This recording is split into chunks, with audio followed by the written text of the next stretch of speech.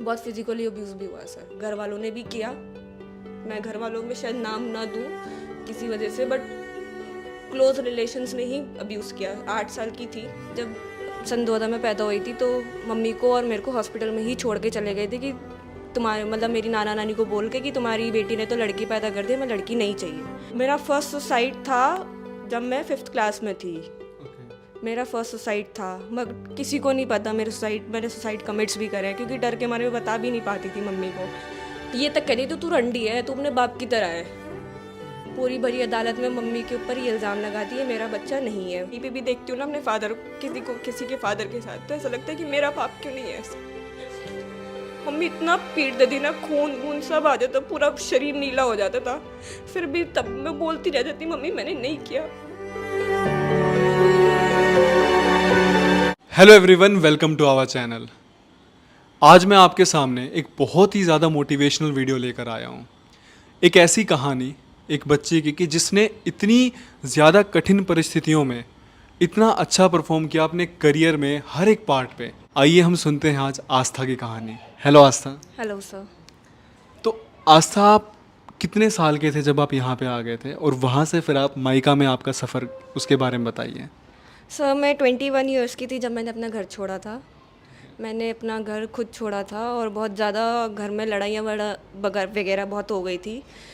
तो मैं बहुत छोटी थी जब पापा ने छोड़ दिया था मम्मी और मेरे को, क्योंकि उनको लड़की नहीं चाहिए थी। दादी को दादा को लड़की नहीं चाहिए थी, तो पापा ने जब मैं पैदा हुई थी तो 2000 में सन 2000 में पैदा हुई थी, तो मम्मी को और मेरे को हॉस्पिटल में ही छोड़ के चले गए थे कि तुम्हारे मतलब मेरी नाना नानी को बोल के कि तुम्हारी बेटी ने तो लड़की पैदा कर दी, हमें लड़की नहीं चाहिए। वो मेरी मम्मी को हॉस्पिटल में ही छोड़ के चले गए थे जब मैं छोटी थी। फिर वहाँ से नाना नानी ने हमें मम्मी को लेके गए थे अपने घर पे, तो हम 3-4 महीने तो मम्मी वहीं पे रही मेरे को छोटे में लेके। फिर जब दिवाली थी तो दिवाली पे मेरी नाना नानी ने मतलब करा ना कि मेरी बेटी है, घर बस जाए, दिवाली का अच्छा त्योहार है, लक्ष्मी आई है, तो वैसा किया। पापा लेने भी आए, बट फिर वही 3-4 दिन बाद बहुत मार पिटाई करके फिर भेज दिया। मेन मकसद ये था, एक तो दहेज और ऊपर से बेटी पैदा कर दी, क्योंकि मम्मी बहुत अच्छे रेप्यूटेड घर से हैं मेरी, और पापा जो है थोड़े लो बैकग्राउंड के थे उस टाइम। तो मम्मी का पैसा देख के उन्होंने शादी करी थी, मेरे फादर ने। लव कम अरेंज मैरिज थी।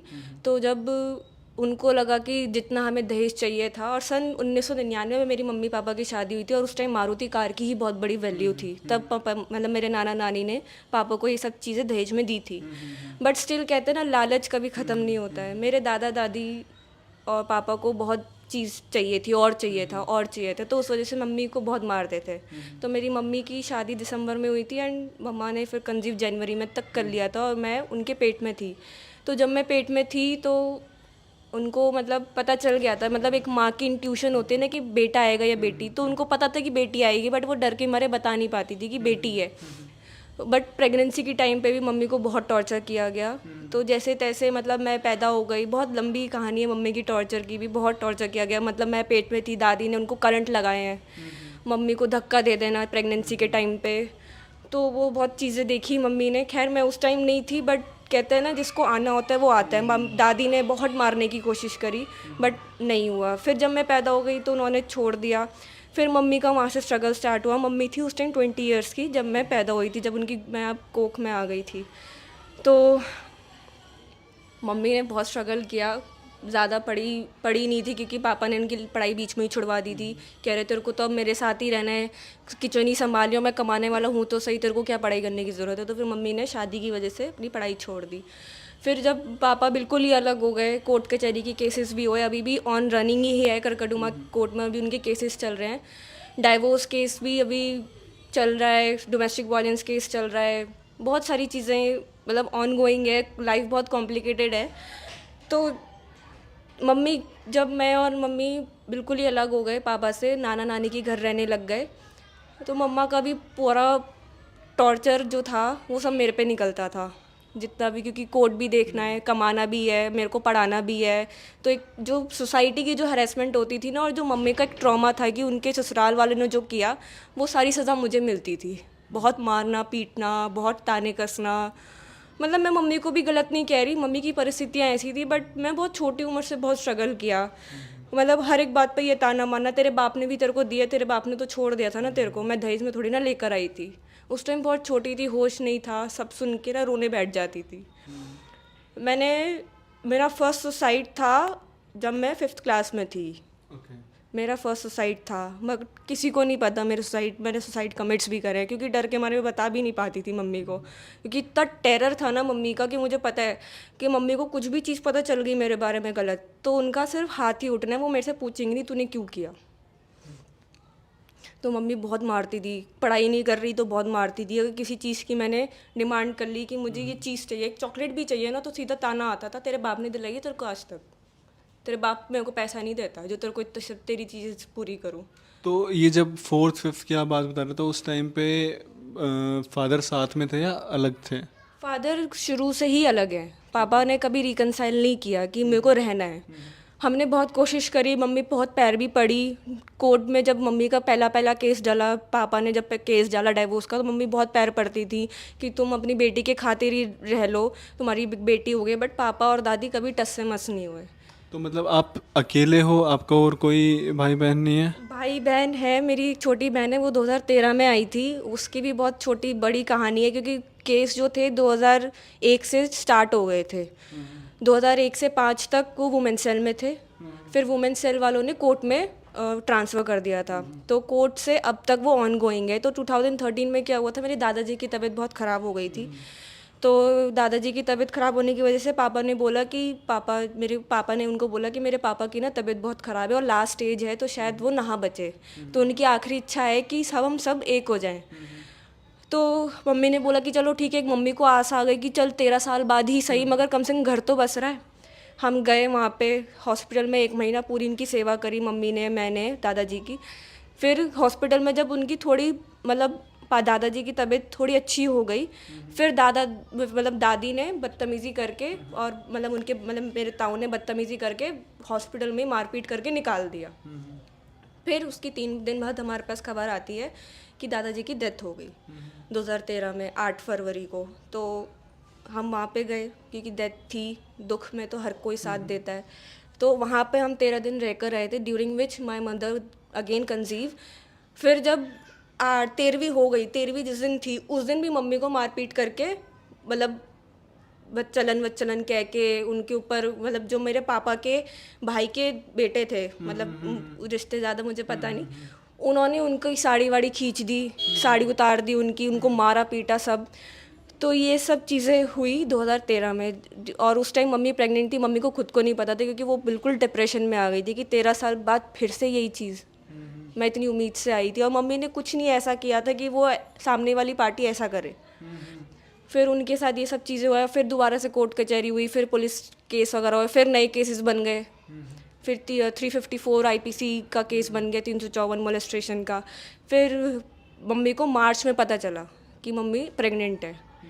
मैंने मम्मी को सजेस्ट भी किया कि मम्मी मत करो, कोई फ़ायदा नहीं है। मम्मी ने कहा कि नहीं, क्या पता बेटा हो जाए, पापा फिर आ जाए। मैंने कि नहीं आएंगे पापा, मत करो ऐसा। बट मम्मी नहीं मानी। बाई चांस उन्होंने ये बात अपनी काउंसिल को बता दी, एडवोकेट को बता दी। एडवोकेट ने बोला कि अब तो तेरा पति फंस गया, अब वो आएगा ही आएगा, और हम इसकी पिटीशन लगा देते कोर्ट में कि बेटा माँ जो है प्रेग्नेंट है और इसके घर वर गई थी, उसकी वजह से ये प्रेग्नेंट हो गई है, तो अब तो रिकनसाइल बनता है, डाइवोर्स डिसमिस हो जाएगा। तो डाइवोर्स डिसमिस तो हो गया, बट पापा ने कोर्ट में दूसरे बहुत केसेस चल रहे हैं, दूसरी कोर्ट में जो डोमेस्टिक वायलेंस का केस चल रहा था, उसमें कह दिए मेरा बच्चा नहीं है। पूरी भरी अदालत में मम्मी के ऊपर ये इल्ज़ाम लगा दिए मेरा बच्चा नहीं है। 7वां महीना था तब मम्मी का, क्योंकि कोर्ट प्रोसीडिंग्स भी आपको पता है सर बहुत धीरे धीरे चलती है। तो उस टाइम मम्मी को फिर ये धक्का लगा कि मेरे पति ने मेरे को ये बोल दिया। फिर उसके लिए हमने इतने प्रूफ इकट्ठे करे, कॉल रिकॉर्डिंग्स निकाली, क्योंकि मेरा पापा ऐसे है ना, हर एक छोटे छोटे पॉइंट पे बहुत झूठ बोलते, तो हमें सारी चीज़ें उनकी रिकॉर्डिंग करनी पड़ती थी। फिर हमने रिकॉर्डिंग्स निकाली, उनकी सारी चीज़ें निकाली। हमने ये तक बोल दिया कोर्ट को कि आप डीएनए करवा लो, हमें कोई प्रॉब्लम नहीं है, चाहे उसमें माँ की जान चली जाए, बट डीएनए करवा के एक चीज़ तो साफ़ हो कि ये पति झूठ बोल रहा है। फिर जब हमने बोला कि हम माँ नानी का दावा डाल देंगे अगर इसने झूठ बोला, क्योंकि बच्चा पैदा होने के बाद तो पता ही चल जाएगा किसका है। फिर जब जज ने बोला ना कि अगर बच्चा पैदा होने के बाद ये पता चलेगा कि तुम्हारा है, तो तुम्हें मानहानि की उसमें 80 लाख रुपए इसको मुआवजा देना पड़ेगा। फिर पापा ने इस जज से बोला कि हाँ ये मेरा बच्चा है। फिर अगस्त 2013 में पापा ने, क्योंकि कोर्ट का प्रेशर था, कोर्ट के थ्रू रिकनसाइल किया। अगस्त 2013 में हम वापस रहे, मगर वो पापा हमें अपने घर लेकर ना जाकर रेंट के घर पे लेके चले गए कि मेरी माँ तो तेरे को देख कैसी है। मम्मी फिर मान गई इस बात पे। मैंने मम्मी को बड़ा मना करा कि ये नहीं करेंगे, ऐसा मानो मेरी बात, नहीं करेंगे। फिर क्या हुआ सर, अगस्त में 2013 में हम रिकनसाइल हुए। पापा ने रेंट का घर लिया, रेंट का घर भी मम्मी के नाम पे ले लिया उन्होंने। मम्मी ने हर एक चीज़ वो करी जो एक पति को भरोसे के लिए कर सकते हैं, वो सब करी। फिर अगस्त शुरू के 2-3 महीने तक तो पता चला, धीरे अच्छे कटे। मम्मी ने फिर दिलासा दिया क्या पता बेटा हो जाए। फिर पापा को एक बेटे की लालच आ गया। मगर जब मेरी बहन पैदा हुई 23 नवंबर को, फिर बिल्कुल बाजी फिर पलट गई कि बेटी फिर पैदा कर दी। तब से फिर मेरे पिताजी ने आना बंद कर दिया रेंट के घर पे। अब रेंट का एग्रीमेंट मम्मी के नाम पे, वो भी पक्का वाला, कोर्ट के जो थ्रू हुआ था। ना वो छोड़ सकती, ना वो कुछ कर सकती, और उस टाइम मम्मी के पास इतना पैसा नहीं था कि वो रेंट भी भर सके। फिर सर उन्होंने छोड़ दिया। फिर वही, और वो मैं उस टाइम 13 साल की थी, मम्मी बिल्कुल ही डिप्रेशन में। तो वो 13 साल की जो छोटी, मतलब जो छोटी बच्ची थी 13 साल की उम्र में, मैंने उसको पाला, जो मुझे नहीं पता था कि कैसे पालते हैं। क्योंकि हम उससे पहले तो जितनी भी प्रोसीडिंग्स हो रही थी, हम नाना नानी के घर पे ही रहते थे। तो नाना ने बोला तो अगर आज तूने दहलीज पार करके निकल गई तो आज के बाद तू घर पे कभी नहीं आएगी। मम्मी का ये भी टेंशन था। मम्मी निकल तो गई थी पापा के कहने से कि चल अब पति मान जाएगा, बट फिर क्या, जब नवंबर में तब छोड़ के चले गए तो नाना ने मना कर दिया हम नहीं रखेंगे। फिर वहाँ से हमारा बहुत गंदा वाला स्ट्रगल स्टार्ट हुआ। मकान मालिक को रेंट के पैसे देने के पैसे नहीं, राशन नहीं होता था घर में, बहन को दूध पिलाने के लिए पैसे नहीं होते थे, मम्मी इतना उधार मांगती थी, मेरी स्कूल की फ़ीस सबमिट नहीं होती थी, पूरा साल बीत जाता था। जब फाइनल सेमेस्टर्स आते थे तब मेरे को बोला जाता कि तुम्हें पेपर में नहीं बिठाएंगे अगर तुमने फ़ीस सबमिट नहीं करी। फिर मम्मी कहीं ना कहीं से उधार लेके सब चीज़ें कर दी थी। ऑल ओवर मेरे ऊपर बहुत इतना हैरेसमेंट रहा है ना, इतना हैरेस रहा है, इतना स्ट्रगल किया है मैंने। अपने ऊपर फिज़िकल टॉर्चर भी सहा, मेंटल टॉर्चर भी था। स्कूल जाती थी तो सब पूछते थे तेरे पापा कौन है। मैं क्या बताऊँ कि मेरे पापा आते ही नहीं थे पीटीएम में, सबके आते थे। मेरे को एक ना वो रहता था अंदर से, एक चीज़ रहती थी कि मेरे पापा क्यों नहीं आते, मेरे पापा ऐसे ही क्यों नहीं है, मैं अपने पापा के साथ बर्थडे क्यों नहीं बना सकती। और आज भी उस चीज़ का मलाल है कहीं ना कहीं। कहीं पे भी देखती हूँ ना अपने फादर, किसी के फादर के साथ, तो ऐसा लगता है कि मेरा पाप क्यों नहीं है ऐसा। तो मतलब मैंने भी बहुत स्ट्रगल झेला है छोटी उम्र से। क्योंकि मेरे जब नाना नानी के घर रहती तो मेरी बड़ी मामी ना मेरी मम्मी के बहुत कान भरती थी, बहुत कान भरती थी। तो जो उनकी बेटी गलत करती थी ना, मम्मी तो जॉब करके आती थी तो वो मेरे पे बरस जाती थी कि नहीं उसने सही बोला, तू ही गलत है, तू ही पीट। और मम्मी इतना पीट देती ना, खून वून सब आ जाता, पूरा शरीर नीला हो जाता था। फिर भी तब मैं बोलती रह जाती मम्मी मैंने नहीं किया, मेरे से तू सुन तो लो। नहीं मैं नहीं सुनूंगी, वो ही सही है। बहुत स्ट्रगल झेला सर मैंने। मतलब हम बिल्कुल ही अलग हो गए थे ना नाना नानी के घर से, क्योंकि सिर्फ एक नानी, पूरे खानदान में सिर्फ मेरी एक नानी थी जो मुझे बहुत प्यार करती थी, और आज वो इस दुनिया में नहीं है। बट अभी भी उनकी बहुत चीज़ ना खलती है कि वो क्यों नहीं है मेरे साथ। जब मैं 13 साल, मतलब हम अलग हो गए थे ना बिल्कुल, जब बहन आ गई थी, मुझे कुछ नहीं पता था कि बच्चे को पालते कैसे हैं। क्योंकि मम्मी कोर्ट कचहरी में लगी रहती थी, क्योंकि जो नई नई चीज़ें हो रही थी उसको भी हमें कोर्ट में डालना पड़ता था, वरना हम पे ही सारी चीज़ें आ जाती थी। उस छोटी सी उम्र में मैं कोर्ट के एविडेंस बना रही हूँ मम्मी के साथ रात रात बैठ के।